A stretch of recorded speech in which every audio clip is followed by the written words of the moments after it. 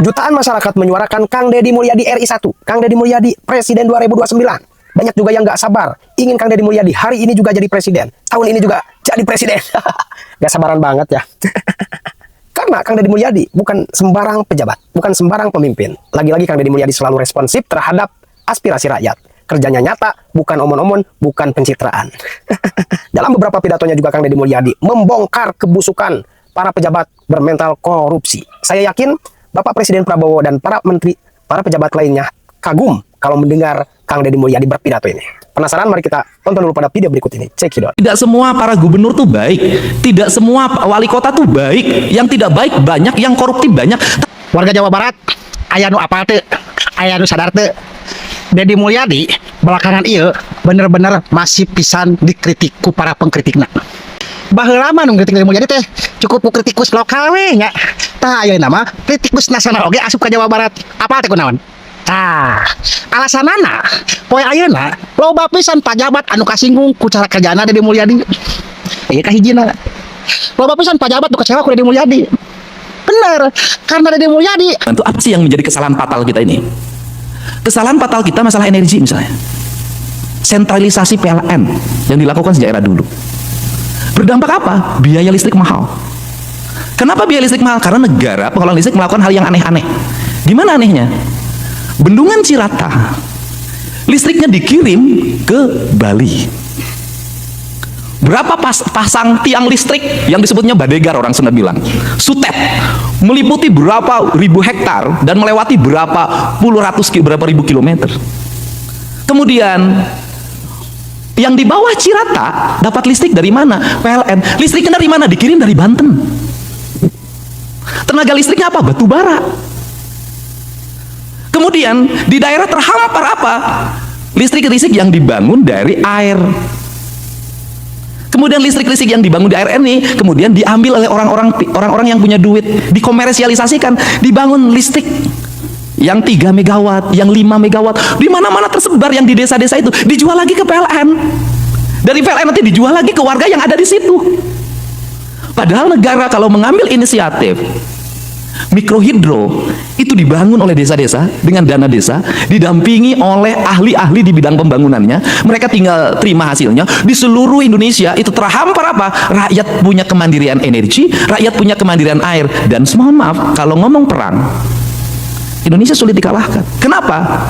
Karena mengidentifikasi daerah-daerah vital dan sentral yang membuat orang tergantung itu mengalami kesulitan. Kenapa? Karena orang Indonesia memiliki kekayaan energi culture yang ada di lingkungannya. Tidak semuanya tergantung pada PDAM, tidak semuanya tergantung pada PLN, tidak semuanya tergantung. Kenapa? Di bom sekalipun berbagai titik sentral, dia masih tetap hidup. Ada sumber makanan di lingkungan, ada sumber energi. Kekayaan ini sering dilupakan oleh kita untuk membuat tersentral dan satu titik. Kenapa? Justru itu adalah kelemahan. Sekuat-kuatnya Jerman, kalau jaringan pipa gasnya ditutup, LPG-nya ditutup, itu selesai. Indonesia nggak bisa. Krisis 98-99 membuktikan bahwa krisis ekonomi global yang menghantam bangsa Indonesia tidak bisa memporak-porandakan sendi ekonomi. Siapa yang bertahan pada krisis itu? Kaum pedesaan, kaum orang di pinggiran hutan. Dia mampu survive dengan kekuatan ekonomi lokalnya. Itu prinsip. Saya belajar, Pak.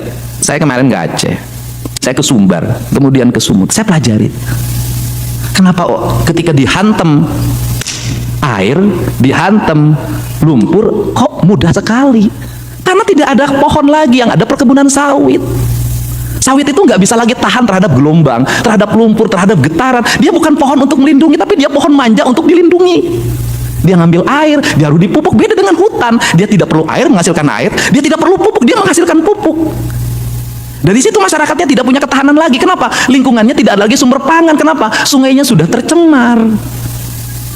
Kebutuhan pokok lingkungannya padi pun udah hampir nggak ada. Semua menjadi homogen. Yang homogen itu berbahaya bagi Indonesia, bagi kebinekaan. Nah, ketika kita bicara hari ini adalah bicara fiskal. Apa sih problemnya adalah saya hari ini Pak Ketua MPR tidak menganggap bahwa dana bagi hasil itu kami dipotong. Tidak.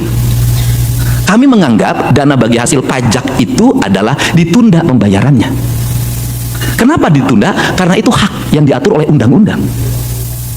Karena itu hak yang diatur di undang-undang, saya seneng. Apa senengnya saya?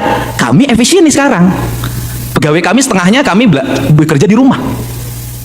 Apakah bekerja di rumah kemudian menjadi tidak efektif? Tidak. Produktivitasnya tinggi. Kami senang dananya, walaupun dana bagi hasilnya ditunda dan dana bagi hasilnya belum dibayarkan juga 3 tahun yang lalu, kami bisa bangun jalan yang lebar-lebar. Lihat Jawa Barat.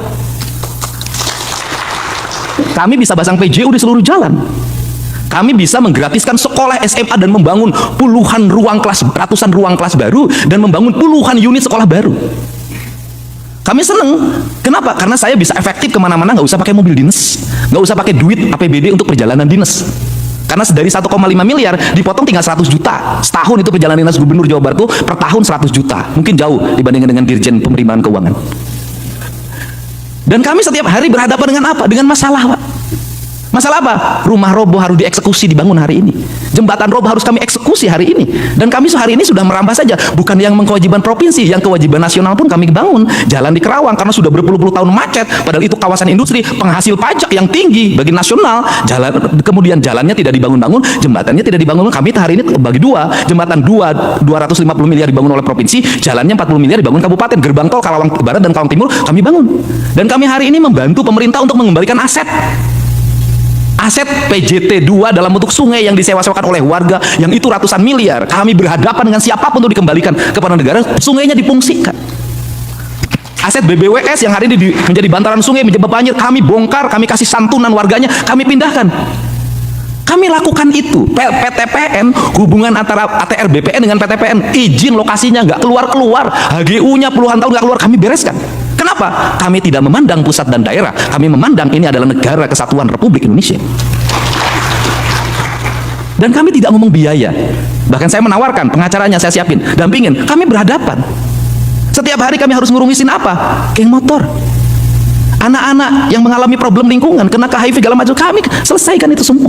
Saya katakan, tidak semua kepala daerah ini tidak peduli sama rakyat. Tidak semua kepala daerah ini brengsek. Banyak kepala daerah yang baik yang bisa melaksanakan tugas dalam keadaan posisi yang sangat sederhana. Nah, dalam kerangka ini, apa sih yang menjadi problem?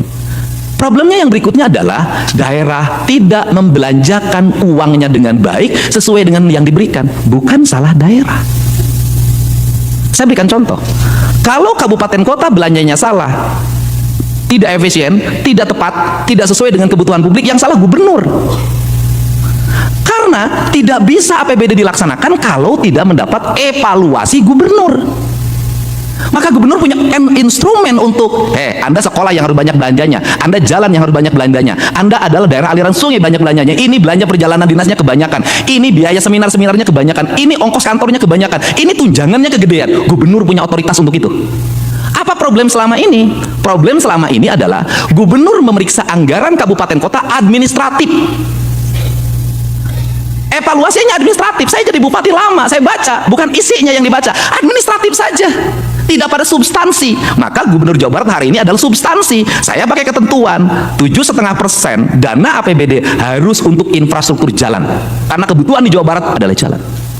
Kemudian dana bagi hasil pajak kendaraan bermotor yang dibagikan oleh pemerintah provinsi kabupaten kota harus 100% untuk jalan, dan provinsi pun untuk jalan dan kelengkapannya komitmennya sama. Untuk pendidikan harus mendapat alokasi prioritas. Setiap kelas harus ada toiletnya. Harga kelasnya harus ditingkatkan. Tahun depan Provinsi Jawa Barat berencana, karena penambangan di Jawa Barat menimbulkan bencana secara terus-menerus, ekosistemnya rusak. Saya Provinsi Jawa berencana tahun depan untuk belanja pembangunan, pasirnya harus pasir buton, bukan pasir dari Jawa Barat. Untuk apa? Membangun masa depan.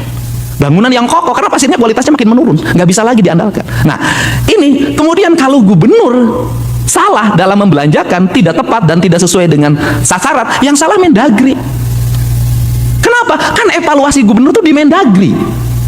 Mendagrinya harus detil, administratif, panggil kepala daerahnya, diuji. Anda belanja sekian, harus paparan. Selama ini saya para bupati wali kota sebelum nyusun APBD, paparan di depan gubernur. Saya pernah, Majalengka, kamu belanja jalannya berapa? Cuman 120, nggak bisa, aku pengen 200. Saya sebentar Pak, diskusi dulu. 15 menit ketemu saya lagi, bisa Pak 175? Artinya bisa.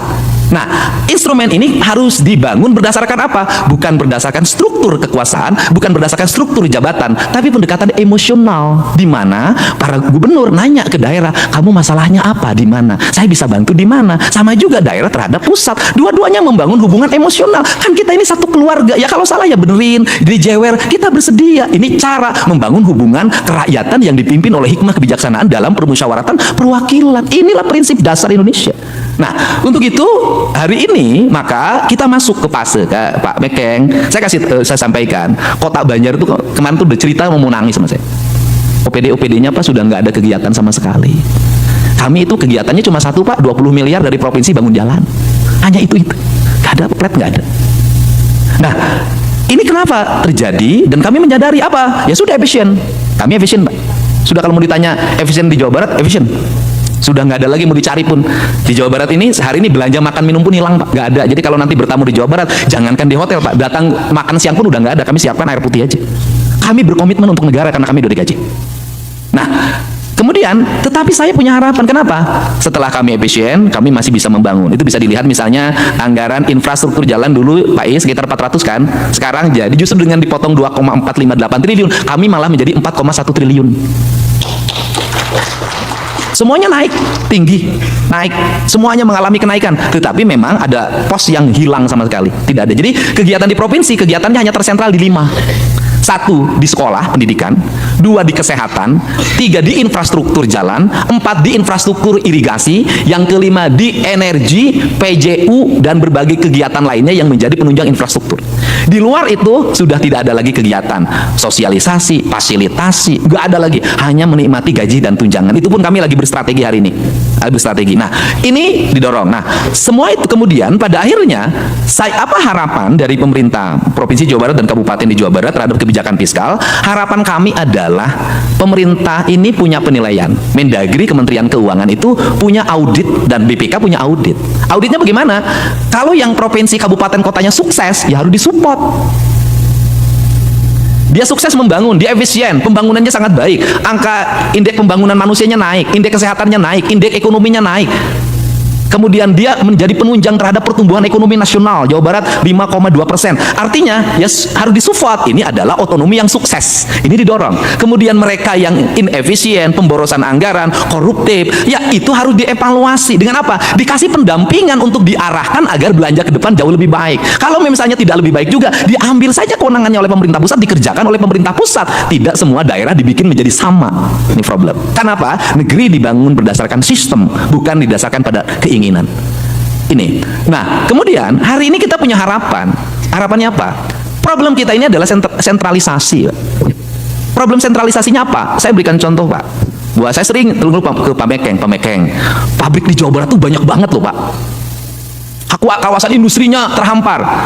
Banjirnya kami yang terima, pencemaran lingkungan kami yang terima, mobil-mobil gede yang lewat tiap hari yang menghancurkan jalan kabupaten, jalan provinsi, kami yang harus memperbaiki. Jumlah penduduk yang bertambah sehingga ruas untuk Bandung tidak ada lagi tempat untuk membangun, ruas untuk Kerawang sudah sempit, ke Bekasi sudah sempit karena pertumbuhan orang banyak, karena di situ pusat pertumbuhan ekonomi, kami yang harus menanggung beban. Tapi perusahaan-perusahaannya punya kantor pusatnya di Jakarta. Perhitungan dana bagi hasil pajaknya, si Jawa Barat yang gede ini hanya 140 triliun kalau nggak salah. Di Jakartanya 1.000 triliun lebih. Ya otomatis dong yang dapat limpahan ekonomi yang paling kuat dari seluruh problem yang ada di daerah adalah sebuah daerah menikmati banyak hal. Keinginannya apa? Keinginannya adalah pemerintah pusat didorong agar ya kalau bayar pajak dihitung di mana tempat usahanya berada, bukan tempat di mana kantornya berada. Kenapa? Terima kasih sudah menonton. Jangan lupa like, subscribe, dan tekan tombol lonceng. Bye-bye.